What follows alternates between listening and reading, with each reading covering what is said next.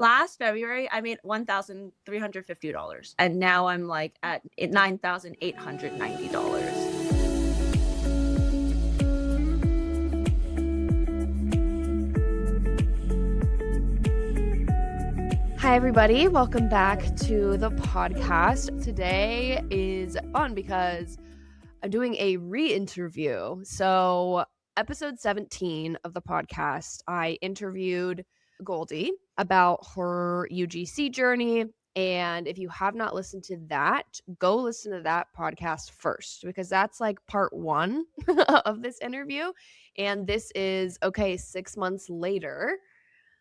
How are things going? How has your UGC business changed? Has it grown? Like, what have you learned? All that kind of stuff. So if you haven't listened to episode 17 with the first interview with her, go listen to that first. It'll give you a lot more context and just is a good leeway into this episode. And she has also become one of my good friends and my co-founder as well. So we are building something. And it's about, it's like in the UGC space, we're basically building a UGC platform. So stick around till the end because we might have a little combo about like what we're building, what's coming, and when you guys can kind of get in on signing up for the platform. So stick around for that. But Goldie, do you want to give a quick intro into who you are before we dive into the interview? Sure. Thank you again for having me back. I'm super excited. I'm Goldie. I was a nurse and transitioned into UGC after herniating my back. I kind of realized that, I did realize that I needed to pivot and stop destroying my body through my work and be able to have more autonomy over my schedule and over what I do as work and get paid for. Mhm. I am based in SoCal. I'm originally from New York, but I've been out in the OC area for about 2 years now, which is crazy. And I've been doing UGC since Maddie's course, which was in 2024, Crazy. September, I think. And that was a 3-month course. So after that finished, it was like right around the end of December, which is like not a great time for new UGC creators to get started since you don't know what you're doing and you're missing all the deals. But since then, things have changed a lot. So yeah. Yes. Amazing. Yeah, I remember from the first interview that you were like, I really started pitching in January of 2025. So it's basically been a year of your UGC journey, which is great. And obviously there was a couple months before that of like learning and building your portfolio. But in terms of like actually working with brands and stuff, it's been about a year. Yeah. Crazy. So it's been 6 months since we last chatted. When we last talked, you had just kind of come out of the period of making like 2K a month with UGC. And that was kind of your like cap that you were hitting. You were putting a lot of work into it. That's what you were seeing. And then during that interview, it was your first like high cash month with UGC. I believe it was like a 7K month with UGC. Kind of, you just started getting out of that like low 4-figure months with UGC into actually making good money. I would be curious to know, how have the past 6 months looked in terms of, have you been able to keep up that income? Has it slipped back into the low 4-figure range? Like, what has that looked like in terms of growth for your UGC business over the past 6 months? Yeah, so it's kind of crazy because I've been bookkeeping a lot better this year. If you are doing any sort of entrepreneur, self-employed situation, please figure out a system that works because it was bad last year. I'm like torturing myself from last year. But this year I'm doing a lot better. And so I'm just like reviewing everything. And I realized that I made like 40K last year total. And I made half of that in like the last quarter. Yep. And I mean, yes, the last quarter is an anomaly versus like the rest of the year. It's definitely a boost. But in this first quarter, I'm about to hit like 30K almost by like end of March or beginning of April somewhere. And Dang. that's like because I have retainer clients, I have returning clients, Mhm. I have a better pitching system, I am better about follow up, I have a my VA and I are working better. Like things are just kind of operationally, things have been more stable now. And so I think that in terms of income, it's been a lot better, thank God. Yay. And last month, even though I couldn't really work because I was so sick, I was sick like 3 weeks out of the whole month. So couldn't really do any work there. But I did get paid. So I'm looking at my bookkeeping right now. Fancy little bookkeeping. I did get paid last month like 4.5K without really doing any work. Love that. And that was like kind of rollover from December payments, but also because I was getting like ad usage renewals. Yep. And then in February, I have almost 10K Woo. of payments like lined up. I've already been paid, I think, five, and I'm waiting for five more. And I've like somehow managed to crush out a lot of work in the first week, thank God. And so I think like that has it's been really different. Like last February, let me tell you how much I was making last February. Because it's like maybe a couple $100. Last February, I made $1,350. Yeesh. So you're And having like a this 9x. yeah, and now I'm like at 9,980 or something like that. $9,890. Yeah. That's amazing. Yeah. Wow. Okay. So what in the past 6 months has been your highest month and why do you think that is? In the last 6 months, my highest month, I think, was last year in October, actually. Mm. I would Um, have guessed October or November yeah, because of like, yeah, just all Q4. the things that are revving up for Q4. But also in October, I was getting some money for affiliate marketing, which like normally isn't the Mm, case. And so there's like a blip there, but I did get like my highest contract too. It was $2,250. nice. And I had another one that was 2,100. I had another one that was 1,800. I had another one that was like almost 1,000. It was 980, 880. Like I just had a lot of bigger contracts without having to do as much work. So I was able to actually produce the work without getting delayed and get paid for it as well. And then Wow. you also have to factor in how like you're getting paid. Actually, no, just kidding. I was gonna say you have to factor in getting paid from the month before, but this number is like all the work I did for this month. Okay. Yeah. Hmm. Yeah. I know. It's you can kind of track it different ways. Like Yeah. you can track it by cash collected that month. It could be contracts you signed that Right. month. It could be like everyone kind of tracks it different, Yeah. but I yeah. kind of do both just to see like what I've worked and how much I am actually getting paid Yeah. so that I can better like budget and like prepare myself financially. It's just interesting data. Yeah. What was your base rate when you started out? So I guess kind of after you stopped like taking gifted collabs, when you Yeah. actually like started getting paid, what was your base rate then versus what your base rate is now? Oh my God. I think like the lowest thing that I took that wasn't free was probably like $50. Mhm. And then but my base rate that I was like telling people was Right. like 150. Okay. Was I getting paid that? Not really. So I took a couple of things that were like 100 and then eventually I mean it looks like I was getting paid like 200 for some things even in February and March. But like the question is like what was the deliverable to that? You know, just because you're Yeah. getting paid a number doesn't mean like it's a good number. No. And so yeah, so basically anywhere from 50 to 200 was probably what I was getting paid in the beginning, but my rate that I Mhm. set for myself was 150. And Yeah. then every quarter I try to bump that. Mhm. Mhm. Love that. So what's your base right now? This year I've decided that I'm going to start charging people minimum $500 for organic Hell yeah. usage. And if they're gonna and you know, I have like a little package that they could get it for 700 with ad usage. Love. Okay, this is gonna be funny for me to say.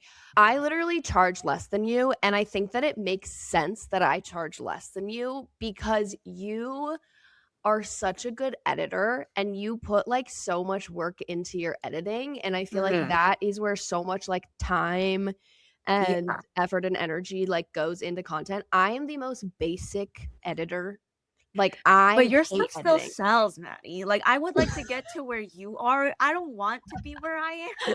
Like, it's fine where I am because this is the hole I've dug for myself. No, Yeah. but I do think, like, everyone has their own style, and, like, Yeah. yeah, I do think, like, I've realized that I put in a lot Yeah. of effort into my videos, and it Mhm. doesn't justify what I'm getting paid, and I honestly feel like I could just focus on people that would pay my rate 100%. versus just collecting like $200 here, $200 there, and like trying to make ends meet.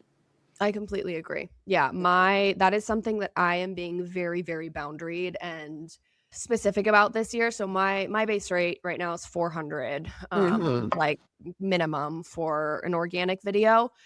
And I, in the past, have maybe not been the best at like turning down deals that are not at my base It's rate. hard. It's so Yeah. hard. It is so hard. And when you're a UGC creator, it's you are selling your services, you're selling your value, you're selling, you know, the content, and you're not selling your time. I think Mhm. that is what is a difficult mindset shift for a lot of UGC creators, and was difficult for me, of realizing I don't work hourly. Yeah. And so it's hard because literally yesterday I turned down a deal Mhm. that would have been 2 videos and 5 photos for $1,100.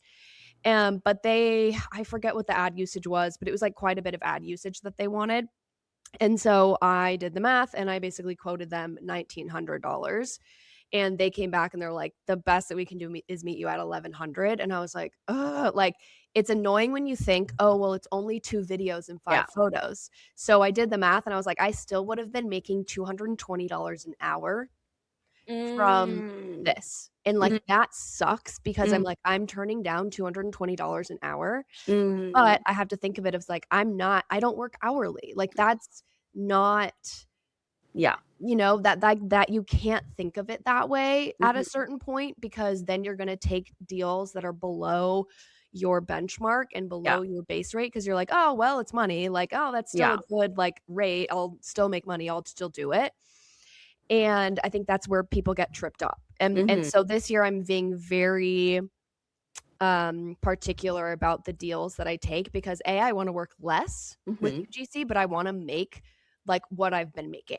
Yeah. And so I'm like, I still want to make like 6K or more per month with UGC, but I only want to work 5 to 8 hours a week Yeah. doing UGC. Yeah. And Well, if I'm balance. going to do that, that means being very strict with my boundaries and charging Mhm. more. And so I'm Mhm. like, okay, this is going to suck, Yeah. because you do have to turn stuff down and that feels like scary. But Yeah. it really just opens up your time to only focus on the deals that make sense for you and the clients that will meet your rates.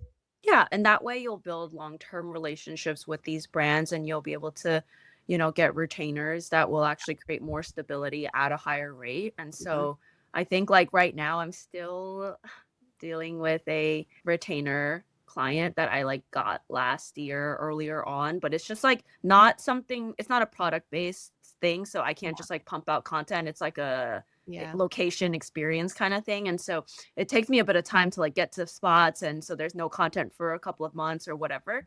But basically, that rate is from like when I first started, and it's like so Yeah. much more work than what I'm getting paid for.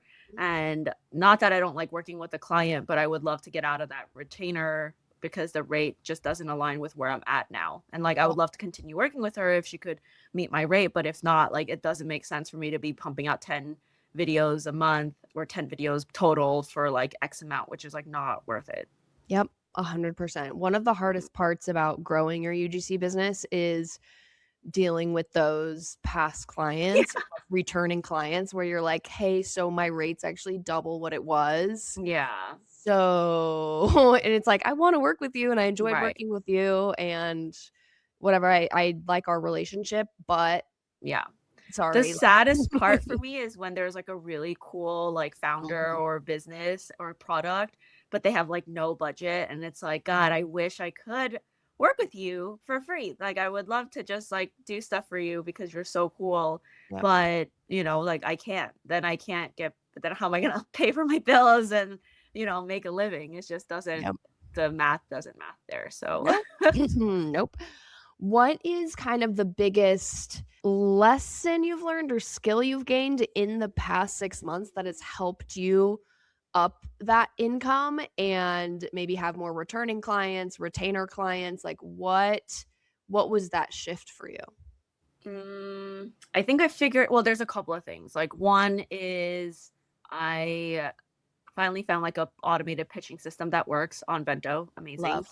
And so that's been working really well. And my VA, like honestly, just like manages it. So I'm not even managing my own bento. Mhm. So like the pitching process is kind of like all off my plate. All I do is like send my VA like brands I want to work with, and then she'll reach out to them directly as well or add them onto bento basically. And Mhm. so like that system has taken out a lot of my time, like given me back a lot of my time, I mean. Yeah. And then the second thing is that I'm trying out different like workflows, like work schedules for myself instead of being like, oh, I have an idea, let me do it now. Oh, like, just like moving off of feelings and emotions and being more strategic about how I set up my week. And so Yeah. I have like scripting days, filming days, editing days, and then in that way it's like batch so that I could pump everything out all at once. And the filming is so much faster when you're just scripted. And so that's been helpful as well. And that again saves me time. And so I'm able to work faster, which means I'm able to push out more work, which means I'm able to get paid more. Yep. The third thing is that I increase my rates. Yep. I'm way more strategic about my negotiation process. I do my best to push back and also to be aware of like what my minimum is and like shoot higher than that so that we land at my minimum, not land below my minimum if that's when you're Yes. starting. I think that's like a really big thing that I'm sure a lot of new creators are missing because that's what I was missing. And Mhm. so when I say like my rates right now are $500, like sure I would love to get paid 500, but my lowest would be 400 at Yep. this point. Yep. And so, that has also been really helpful. Mhm. And then I think in terms of like reaching out to I actually haven't had to reach out to my old clients. They've been reaching out to me enough that like I have enough work that I don't need to follow up with everybody. Yeah. But being able to work with I have a couple of clients where like I could make as many videos and they'll take them pretty much. I And love like that's like a great setup because it's like, oh, I'm already like have all these ideas for one brand and if I'm going out, I'll shoot for like a couple of stuff and then like, I'll just give it to them and they'll be like, "Okay, send me an invoice." And I'm like, "Okay, yeah." nice. And so I think like having those relationships with those brands is definitely obviously different from ones that are more transactional where there isn't a lot of trust and they're like, oh, I need to sign off on everything or let's just do one and like see where that goes and whatever. And so obviously that's where all of this did start at some point with these clients as well. Oh my god, I almost said patience. My marketing side is still in me, but my clients. And so that has been tremendous in terms of just like having stronger relationships with my actual clients to be able to serve them in a way that actually is fluid for them and for myself. Mhm. I love that. Do you know how many brands you've worked with total so far, like, since you started? Oh, since I've started, it's probably around either like 75 or 80. Yeah. Nice. That's about I've probably worked with about 80 Mm, brands too. It's funny when I feel like I'm never impressed by people who are like, "I've worked with over mm, 300 brands." I'm like, "Oh, so you don't have high rates." mhm. Like Because, you have to like keep finding new clients. yeah, This is exactly. something my boyfriend and I were talking about restaurants, about how I hate going to the fancy interior design, but not so good mid food. And I'm Mhm. like, what they're doing is chasing people, chasing new customers to come in the door because they have something fancy and shiny, take your Yeah, photos, but the food is mid, so no one returns. And exactly. so like you build up the hype, but the hype doesn't stay, you know? Mhm. And so I So feel like true. that's kind of what that is. Like, It's yeah, so you have a true. bajillion clients, but like, why? Why? And, like, because in the beginning, I get it. You're trying to build your portfolio, Yes. you're Yeah. taking lower deals, so the brands that you work with, I think, makes an exponential jump in the Yes. first 6 months of being a creator, so you go from, like, 0 to 50, Yes. and then after the 6 months, it's like, it tapers off because you continue to work with those 50 like, some of those 50 brands that you've worked with, so you're not taking Mhm. on as many newer clients, and you've raised your rates, so it's like, Mhm. "Okay, well, I can take on half as many deals a month and make the same amount of money, and I have returning clients." So it's Mhm. like the amount of brands you worked with slowly just, like, is like only little by little over time from Mhm. there. And I Mhm. think people don't understand that. So like if I see someone with a super, super high client list, that like doesn't impress me. I'm Yeah. like, okay, like you could only have worked with 10 brands, but you're on Yeah. retainer with all of them. And like that is way more badass. Mhm. Mhm. 'Cause that says something about your work, like that Yeah. they trust you, that you do good work, and Hmm. if people want to keep working with you, there's a reason for it. I saw Yeah. someone post that they worked with 100 clients in a month, and I was like, That how's that sounds like a possible? logistical nightmare. Yeah. Is that even possible? Like, unless you're like have an editor. I don't even know. I don't even know. And someone else said 'Cause that they pumped out 95 videos in a day, in a month. And I was like, how are they like 10-second videos? I don't understand. Even 10-second videos I couldn't do 90 in a month. God, I would hate I would not that would not be for me. well, That would that's not be yeah, for because me. that's I even just like that's what, like 25 videos a week? So if you do I mean, that's crazy. yeah. I mean, I guess it is doable. But, like, it's not just, like, creating videos, you have to film, script, like, brainstorm. Like, I don't No. am I just slow? I mean, I don't And know. how It doesn't matter and because I how are don't you want to. getting that many clients? That means you have to be doing so much outreach, so much pitching, Yeah. so much applying to stuff, which means yeah, how do you have time to do that? What?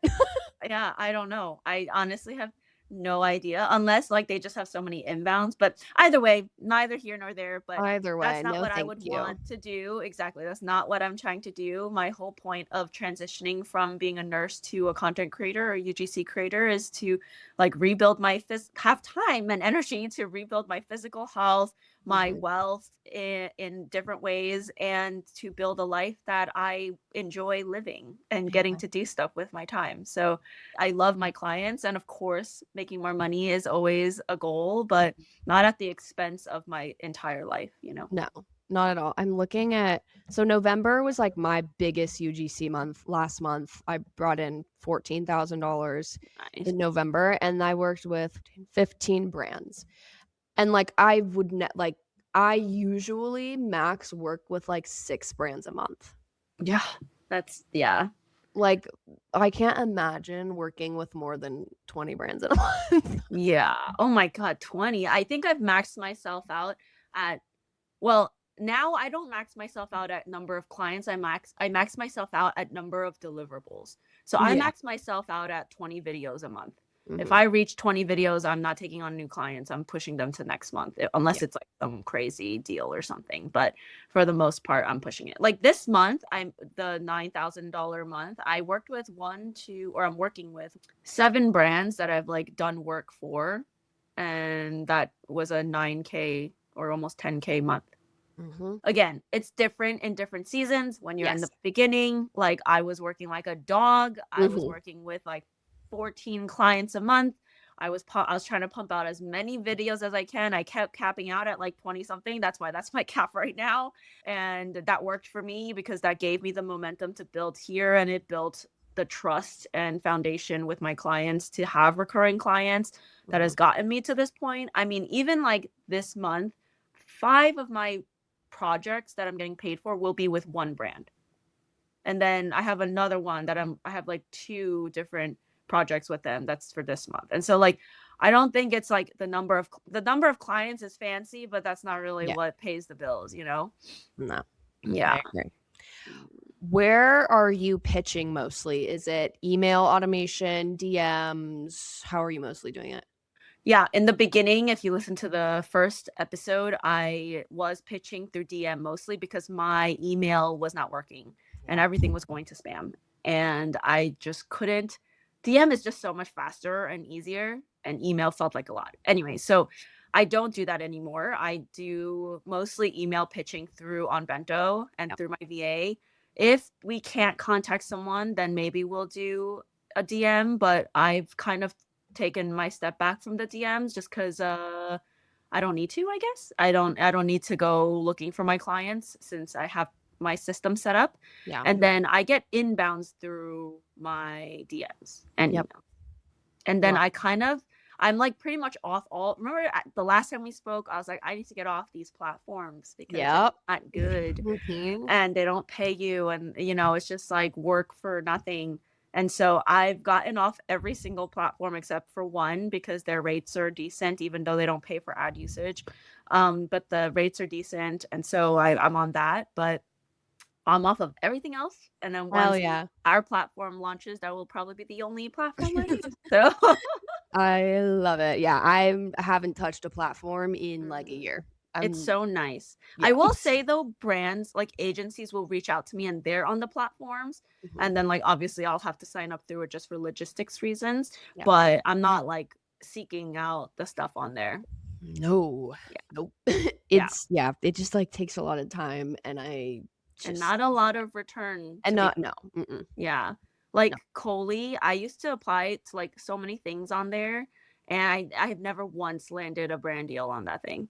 Like I just stopped. I was like, what's the point of this? This is silly. There's too many people on the platform. Yeah. And Yeah. so your competition, especially when you're new, is like, you're not even in the same league at that point. They're just hiring all the more experienced people. And so, yeah. Yeah, it's tough. So Mhm. you mentioned that you have a VA that helps with your pitching. For Yeah. anyone listening who's, like, looking to outsource, hire a VA, where did you find yours? Orange Tree VA Agency or Orange Tree Agency. If you give them my name, they'll actually give you, I think, a 10% discount every month off of your rate. I absolutely love them. I've been working with them probably for over 6 months now, too. I think when we did our interview, I might have just hired her. And yeah, it's been obviously there is a bit of a learning curve of like trying to teach someone what's in your brain and have them do it. So like keep that in mind when you're working with any VA is that like there is a learning curve and that you need to be able to teach them. And if you can't teach them, that means something in your system's broken more than the other person, most likely. Because if your system works and if it's easy and fluid that it actually functions, then someone else should be able to pick it up, you know? Yeah. And so I think that is another thing. Yeah, but basically I use her. She's awesome. I only have her for 20 hours a month, which is plenty for me. She handles my pitching, again, like handles most of my on bento stuff. She handles sending invoices, just like random things that I need done that's like more admin related. Oh, and she also I actually have her do market research for me. Because I used to do my own market research, obviously, but I give her prompts of questions that I need information about each like product or service. It's just a template that I've created for her. And I basically, when I have a new client, I'll be like, hey, can you do market research on this and create me like a document and I'll look it over afterwards. And then I'm able to read all that stuff through and then like script from that. Yeah, it's super helpful to outsource stuff. Yeah, it's one of those things that as you scale as a UGC creator, you got to figure out what you want to outsource. And so, Yeah.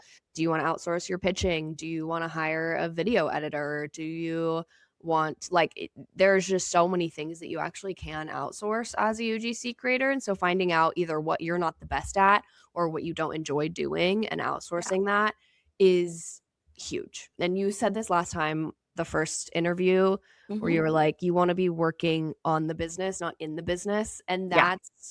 that's, like, the whole thought around hiring a VA, right? It's like, well, you have to have people working in the business, but it doesn't have to be Hmm. you. Like, there's things Hmm. that you don't need yourself for that you can Yep. absolutely outsource. Yeah. Exactly. I Some of think the big hurdle is also like Yeah. letting go of like the need to do everything and like feeling like you can do it better. Like obviously you can do it better. It's your business. It's you Mhm. you're the one that's running this whole show. So like obviously you can do it better. Yes. But does it need to be better or does it need to be done?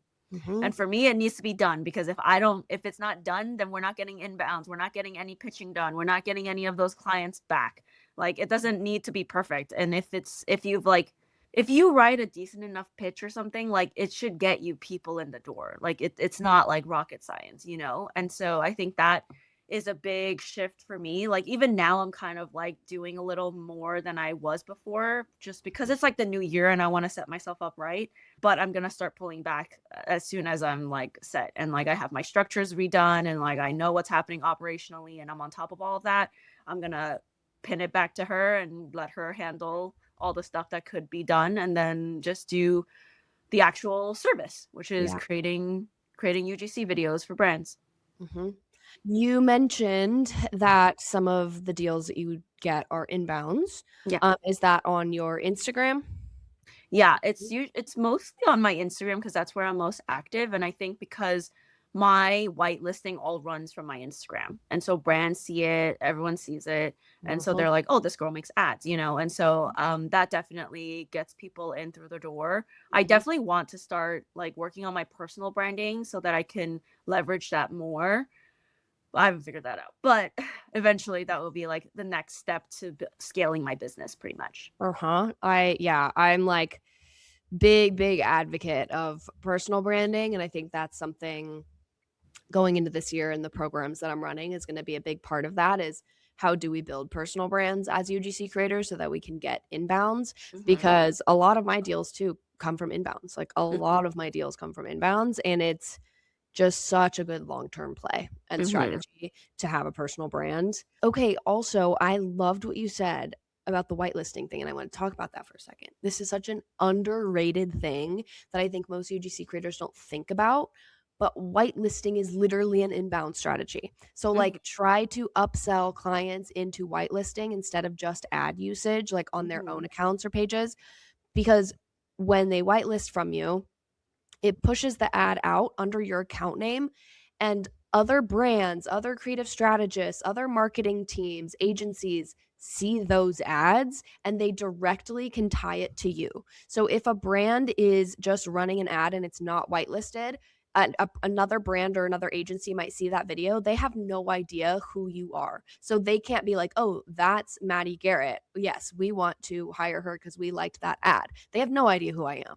So with whitelisting, they can be like, oh, great, let me click on her profile. I'm going to DM her or send her an email because we like that ad and we want to work with her. Whitelisting is such an underrated inbound strategy.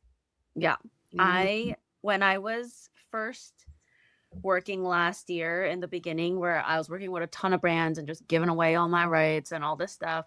Um, I was like everywhere. Like my videos were everywhere. And so much so that like brands were messaging me being like, I saw your video and I like wanted to work with you kind of thing.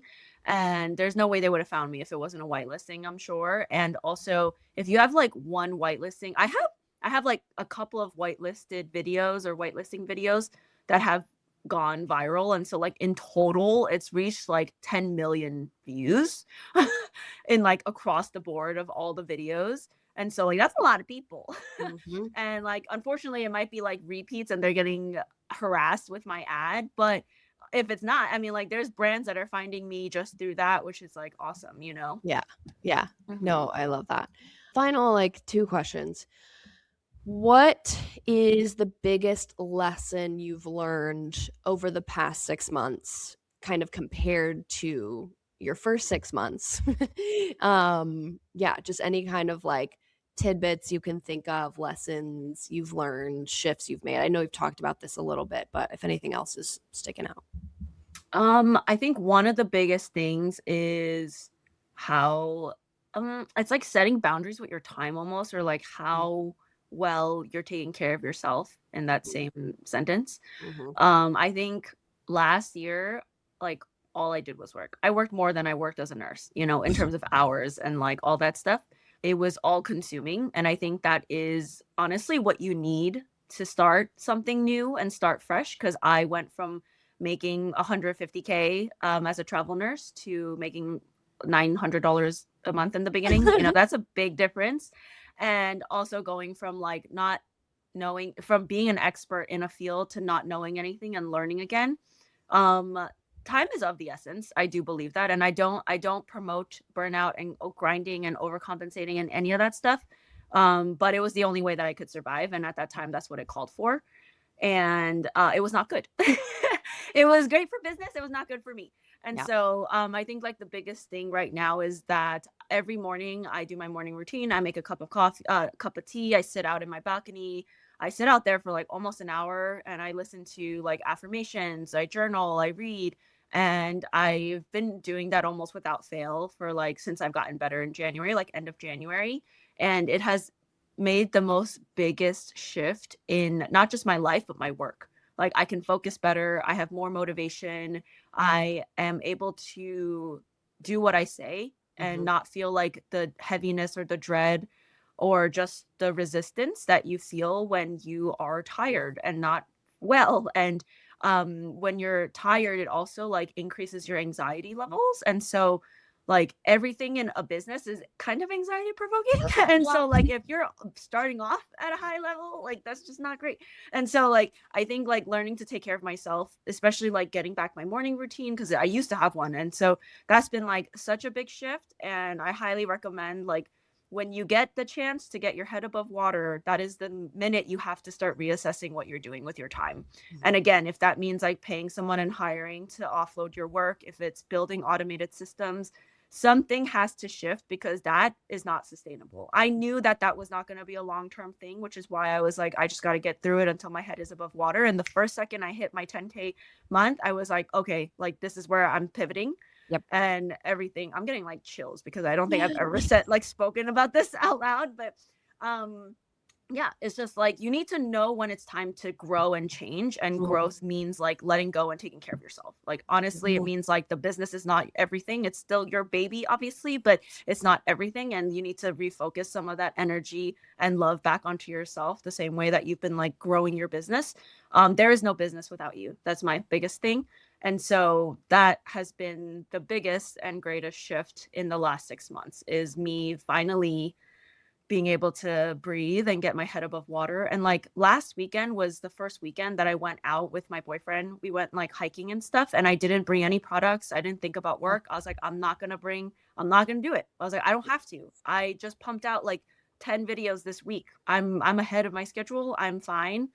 And I can live Mhm. without everything being related to work. Not just like content, because content is very consuming, but just like work. It doesn't need to all be work. It can be fun and it can be life and it can be play and joy too. Yes, I think that is a great takeaway, and I couldn't agree more. That was when I started to hate my UGC business, where it was like everything is content, and every trip that I take is a content opportunity. Every hike I go on is a content opportunity, and I was like, "This fucking sucks." Yeah. Like, Yeah. I'm always working. It's always working, and even if it's, like even I, like, enjoy the filming and stuff, it's Same. fun sometimes, but, like, when it's every time, it's kind of annoying, and also, it's one thing if you're by yourself, but if you're with other people, Mm, like, I wanna be with that person, like, that's the whole point, we're doing this activity together, right? Like, why yep. am I, like, off on the side, like, filming this thing and being weird, you know? It's just Mhm, mhm. like, it's Yep. so unnatural that, like, we get so consumed into something like that without realizing what's in front of us. And I think like that's really important because otherwise like you do lose your business too. You start to hate it. You won't be able to work in it because it's just going to keep building resistance and the creativity will stop. You know, your body will reject it Yeah. eventually if you don't do something else. Yeah, it's very important to set boundaries in your business. Know when your on time is and when your off time is. Give yourself off time and don't feel bad about it. Like Mhm. this is your life. You need to live your life and you need to have your downtime, your fun time, your play time, all of that, and then your work time. And like I can't stress that enough how important those boundaries are. And I actually think that, like, having that boundary makes you more productive 100%. because, like, before I was just like, "Oh, I'm working all hours of the day. I can do it anytime," you know? Mm-mm. And now it's like, "Nope, I need to get this email sent out by 5. I need to get this done by 5 or this done by 6." I'm like, sure. Listen, I'm not good at it either. I'm still working till 8 a lot of the times. My hard cutoff is like 10 p.m. or 9 p.m. That's still really bad. I know. I'm working on it. It's better than the 3 a.m. that I was doing last year. Oh And god. so yeah, I was like a complete insomniac last year. And so that was like so bad. And so, like obviously it's not just like a hard and fast rule that like you're gonna be able to all of a sudden cut it cold turkey. It's like an addiction, honestly. And so, like, but you're the only one that can do it. Like, you're Yep. the only one that gets to be like, I'm walking away. No one can do that for you. Sure, my boyfriend could tell me a bajillion times, like, you should stop working, but like, am I gonna listen? It's still up to me to like walk away Yeah. from it, And so I think like being very honest with yourself and like treating yourself like an employee of and you're the boss and being like this is your cutoff time, like what are you doing here, like that's something that like you need to have that internal dialogue with yourself to be able to create a work life balance that you actually enjoy. Yes. One of the things I had everyone in Retain Her do is you literally had to track every single task that you do for your UGC business every single week. So, like, where are you spending your time? Where's your time going? And then how much are you making so that you can see what your kind of like base average hourly rate is that you're making from UGC. And one of the great things about doing this and tracking this is so that you can be like, great, once I hit this number, that means I can start outsourcing. And so it's like, if you can hire a VA at $15 an hour and you're currently making $30 an hour on average with UGC, it is time to start outsourcing those tasks because at that point you're losing money by spending your time doing a $15 task when your benchmark is $30 an hour. So like you're literally losing money by doing $15 an hour tasks. And so I think it's important to actually track the work that you're doing, the money that you're making so that you can understand where your baseline is and when you can start outsourcing. Yeah, that actually made a really big difference for me because I knew I was spending a lot of time like editing, and I was like, what am I doing? Like either I need to like hire a video editor or I need to cut this out. Like I was editing at least for 12 hours per video. Yeah. What how much work can you get done if you're spending 12 hours on one task? Mm-mm. You know, my patients would die if that was the case for nursing. Like that doesn't make any sense. There's no efficiency there, but like you get in the moment, you get stuck in like perfectionism, like also like insecurities of like this isn't good enough. Like how do I make it better? How do I make it better? How do I make it better? And like Yeah. you're literally digging your own grave at that point. You know, like you need to be able to I saw some other creator being like, you get 3 shots, especially with filming. Like you get 3 shots. It's after that you have to move on to the next line and then go back to it or just use what you have. Like it Yeah. doesn't have to be perfect. You probably said it fine in one of those 3 shots. Just use one of those 3 shots and get over it. Yep. And I think that also is a very helpful part of UGC is that like people want to see you not being perfect anyways. And so Yeah. like why are you trying to perfect it? Why are you Yes. trying to be an actress with a Grammy when you could just be a normal person recording their everyday life with their flaws and like that is not a flaw. It's just Yeah. it's being human, you know? Mhm. Couldn't agree more. This is an interesting question. I've actually never asked you this, but I just was thinking this because I see you as a very self-motivated person. You're a hardworking person, and I'm curious why you have chosen to invest in programs and communities. Because, like, I know that you've taken my accelerator, you were a part of Retain Her, you're in like other UGC communities as well. Like, I am curious why you've made that choice and if you're glad that you have. Yeah.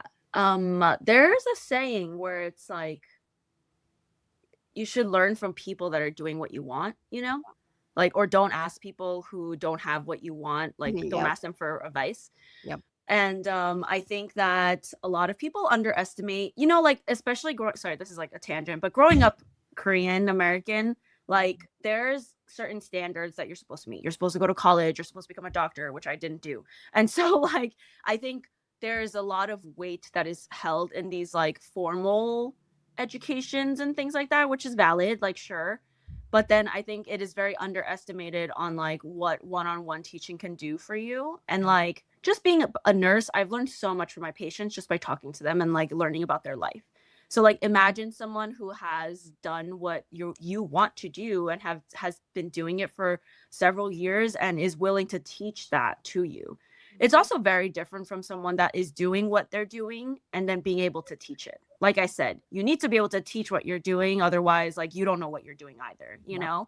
And so for someone to be able to break that down and teach it to you means that they know it more than than I do, you know? And sure, you could learn your stuff on Instagram and like follow people and like get the little tidbits here and there. But for me, I really like group programs. Like your UGC program isn't like the first like group form of program that I've done before. I've done like other stuff not UGC related. Yeah. And it's changed my life. It's changed my life. Like not even exaggerating, it has changed my life. And so I've been following but I am also very skeptical. so, Yeah. so I have been following you on Instagram for a bit, I think, and I've been seeing your stuff pop up, and I was getting targeted by your things, and I think one, I liked your personality. You seem very authentic, and it didn't seem like you were just like doing it to sell something because Yeah. that's also very obvious. At this point, I've sat through so many masterminds that I'm just like, I know. everything is the same. Y'all are saying the same exact thing. None of this is helpful. Uh-huh. And so, and then like the stuff that you were providing online was helpful, which means like your course is probably more helpful. Yeah. And you were in the outdoor industry, which I think a lot of creators who coach are not. Mm-mm. Like, they're always in, like, beauty or something, and no hate to that, it's just like, I don't do that, and Yep. so, like, what will I learn? Like, it's very specific to them, Yeah. and so, I think all of those combined, and then with my contract ending and my back breaking, all the stars aligned to just being like, "Why not?" You know? It's affordable, it's 3 months, I have all the time in the world because I'm not taking another contract anytime soon, Mhm. and if I think what I gained from this class is applicable to actually go forward and not go back to nursing, then I'm going to do it. And so obviously it's been over a year and I'm here. So that should speak for itself. But yes, it has been very worth it. And I think that the reason why I invest in several coaches and not just one, like I think I've invested in your stuff the most just because I know your stuff works. Um, and I feel like you are an expert in the Mhm. field. And so but I invest in other coaches because everyone has a little something different to share. Yeah. And they've worked with different clients, they have different work experiences that they've broken down into lessons. And so I think that's the main reason why I do it. I will say that like God, I've paid I think like two, I want to say it's two, but I think it's 4 grand which for a class coaching like program thing, which Yeah. sounded amazing, and someone I know did it Mm. and they liked it. But Yeah. then I got in the class and I cannot stand the coach's like voice. I don't know why it's so different from like her ads and stuff, but the when she's like talking in a class or whatever in like in a meeting, I just can't I No. can't I can't retain anything. And I know the information is so, so good. Her class is like a boot camp for marketing pretty much. Like she went to marketing for school. And so she's like breaking down all this stuff, which is like super helpful and important. And I can read the information, but if she's saying it, can't digest a word. I've rewatched one video like 4 times, really trying to get my money's worth. And I haven't gotten there. I'm That's still like, I'm gonna go crazy. back to it. I keep saying I'm gonna go back to it. I'm gonna go back to it. But but that's like that happens. Yeah. It's not their fault. It's not my fault.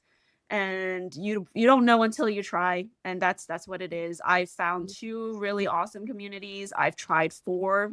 So I guess it's a 50-50 Yeah.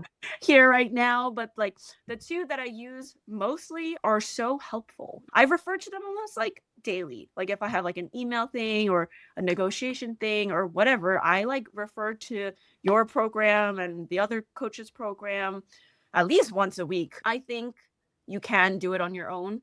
It'll just take so long Yeah. and you will make so many more mistakes and it'll be so much more frustrating and it just won't be fun. I mean, having a group of people that are also doing what you're doing gives you a little bit of light at the end of the tunnel and gives you motivation and gives you knowledge because now people are sharing what they're doing and they're probably in the same spot as you are. Right. They're probably a beginner. And so being able to see how other people are handling the same issues that you're having really makes a difference. I mean, even for Retain Her, your Yeah. group program, we have a group chat now and we Yeah. meet weekly and we talk about stuff and girls are having issues with stuff and we all talk about it and we're like, "Oh, how would we all figure this out together?" Yeah. And I think that alone is amazing because UGC can get very lonely. Yeah.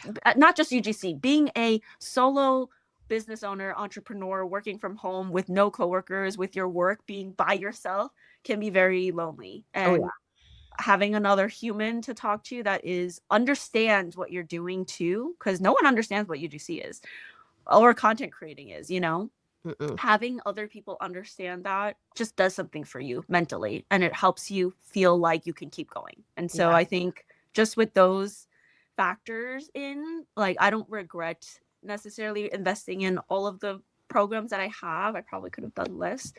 This year, my goal is to invest less in professional development because I also use it as a crutch. I Yes. use it as a whenever I'm insecure, well, you bet I'm looking at all the courses. Like, you bet I'm looking at every single one. But That's that's so when I'm funny. feeling like down on myself, Yeah. where I'm just like, I feel inadequate. So I'm like, maybe these people have answers. It's almost the same as being dependent on your therapist, where you're like, I have this problem, make me feel better. And so, again, Mhm. understanding yourself, boundaries, but overall coaching programs are super helpful. You don't need Yeah. every single one of them is the main point. Just find the 100. ones that are good, stick with that one, and you're solid. Mhm. Yeah, get rid of all the noise, focus in on what you Yes. focus in on, and you will get so much more done than Yeah. if you are trying to listen to and do everything. Mhm. Yeah. If people want to see your portfolio and your work, what is your website? And we'll link it below in the show notes too. Yeah. My website is goldieinspired.co. You can find my Instagram at goldie.ventures. And then I do have a TikTok, but it's my UGC portfolio and I don't post that much on it, but that's also goldieinspired.co. Love it. Yeah, we will link that in the show notes for you guys if you want to connect with Goldie. And yeah, I know we kind of mentioned this in the beginning, but we are building something. Yes, we are. Oh, we are. Incredible. Oh gosh, I was actually at a creator event last night. It was like a pop fly event and was just like meeting other creators and talking to them about what we were building. And everyone was like, whoa, I like love that. this is like, I love yeah, that. this is so needed. And like, that's going to be Oh, I'm great. glad to hear that. Yeah, and I was like, "Yes, I love that." But yeah, we basically just I mean, we've been in this industry now for a while and we've both seen what is great about it and what's not great about it. And there's a reason both of us like really are not on platforms anymore. And most of them just suck for Mhm. one reason or another. There's just, I don't feel any major UGC platform that really does it right and is good for both brands and creators. So we are building something that is what we wish existed. And so we're building a UGC platforms. We won't give you all the details, but basically a marketplace where brands can come in and find you and it's more passive. So you don't have to like apply to a bunch of campaigns and cross your fingers that you get accepted to them. It's more, you set up a profile, they come in and they're able to find you, book you directly through the platform. The entire process of uploading videos, getting videos approved, getting feedback, all that stuff is done directly in the app. And everything is just super streamlined. And yeah, again, Yeah. just great for both sides. So we're very, very excited and we are neck deep in it. Yeah, we are basically creating an ecosystem that actually is like symbiotic instead of taking from one another. Yeah. And we want it to be like the place that everyone comes to rather than like having to look elsewhere. Yep.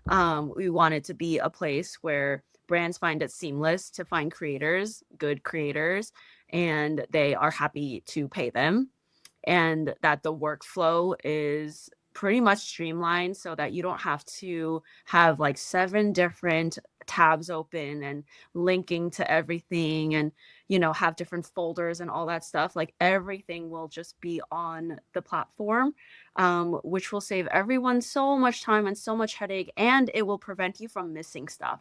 And Yeah. so like our platform will notify you if things need to be due or if you got feedback or something from a brand, so that you're able to stay on top of your work and not get lost in all of the emails and all of that stuff. And so we're super excited, and yeah, we are pretty neck deep into it. We're going to link the waitlist page below. Yeah. So if you are like, I want to know more about this platform and I want to sign up for the waitlist so that when we open up applications for creators, you'll be the first to know, the first to be on the platform. We're definitely going to have some perks for the creators who are first to apply to the platform.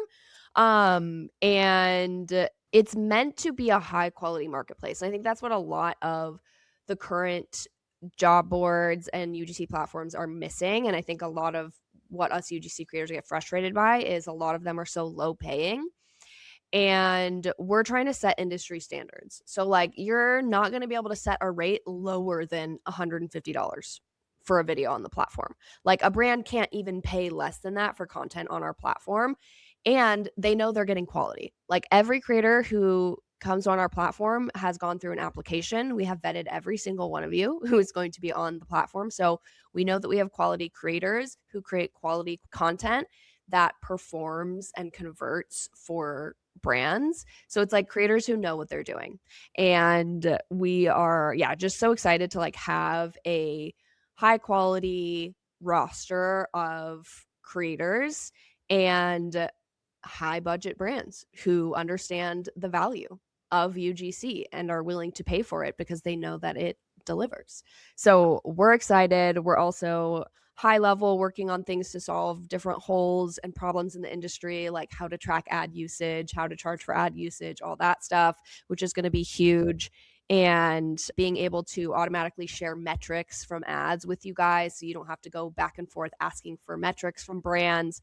So yeah, it's going to be huge and we are very excited about it. We're working out the kinks. We're working with our developer to figure all this stuff out, and it is quite the journey, but we're very excited to kind of like honestly just share with you guys as we're going on this journey what it's like for us as founders.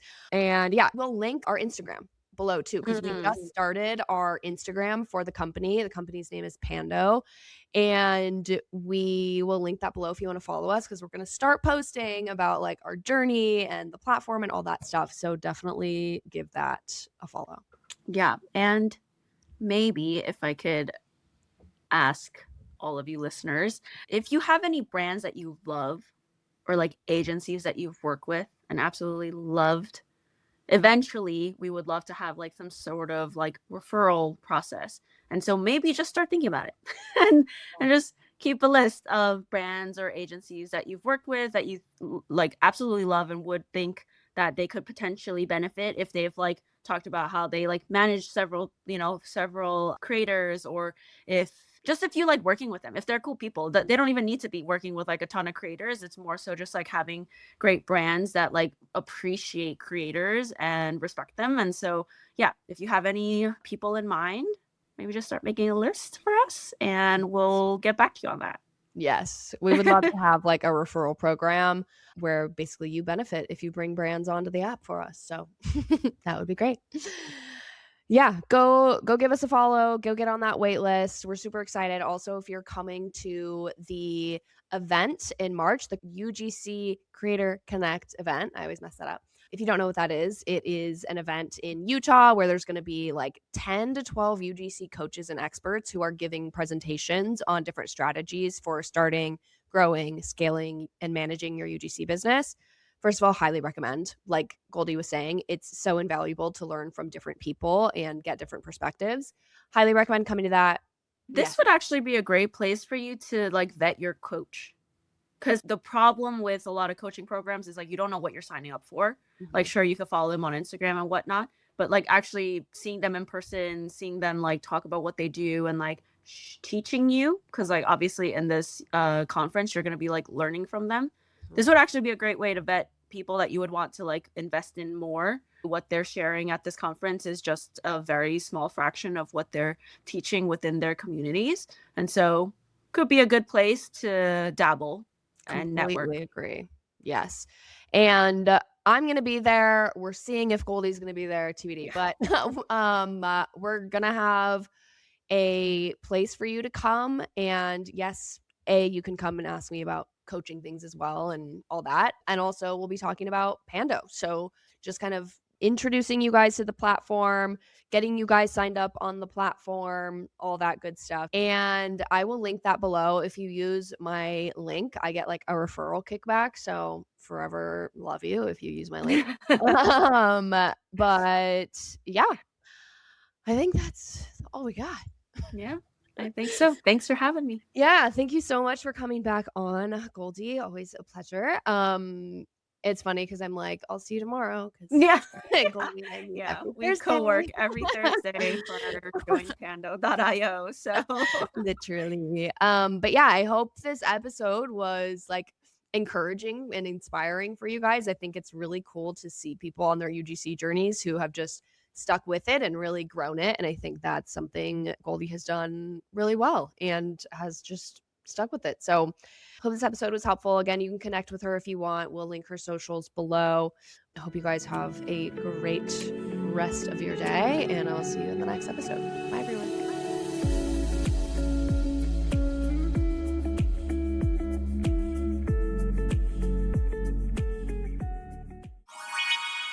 this podcast was produced by Your Girl Media.